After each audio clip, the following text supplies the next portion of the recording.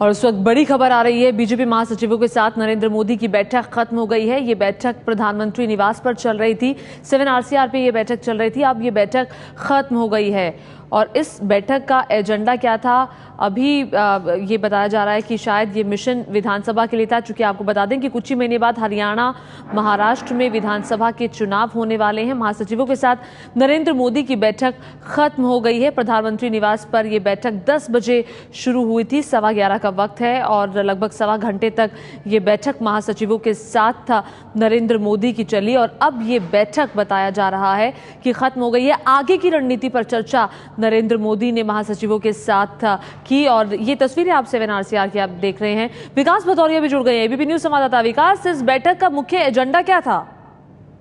देखिए, मुख्य एजेंडा चाय पर चर्चा थी और चर्चा के बाद चर्चा के साथ ही नरेंद्र मोदी जो संगठन के तमाम महामंत्री थे उनका धन्यवाद देना चाहते थे और उन्होंने तमाम महामंत्रियों को धन्यवाद भी दिया है। इसके साथ ही साथ उन्होंने महामंत्रियों को ये भी ताकीद किया है कि अभी संगठन के काम पर ध्यान बनाए रखें।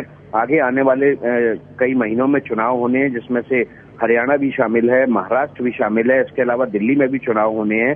तो संगठन की जो ताकत है उसको बनाए रखें और इसका बड़ा महत्वपूर्ण रोल है आगे आने वाले चुनाव में।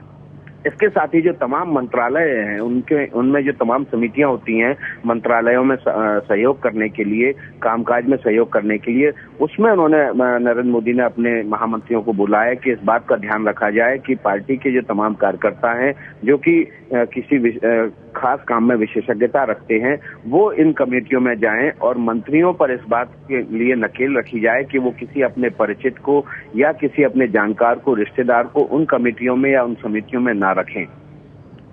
जी, बहुत शुक्रिया विकास भदौरिया तमाम जानकारी के लिए। विकास जानकारी देते हुए कि चाय पर चर्चा मुख्य था और उसके बाद चाय पर चर्चा में महामंत्रियों को ये कहा गया कि आने वाले जिन राज्यों में चुनाव है उस पर खास तौर पर ध्यान रखा जाए और साथ ही साथ मंत्रियों पर भी नजर रखी जाए, कहीं वो अपने रिश्तेदारों को तो समितियों में जगह नहीं दे रहे हैं और संगठन अभी अपने काम पर ध्यान दे। और अभी धन्यवाद के लिए भी नरेंद्र मोदी ने ये बैठक बुलाई थी।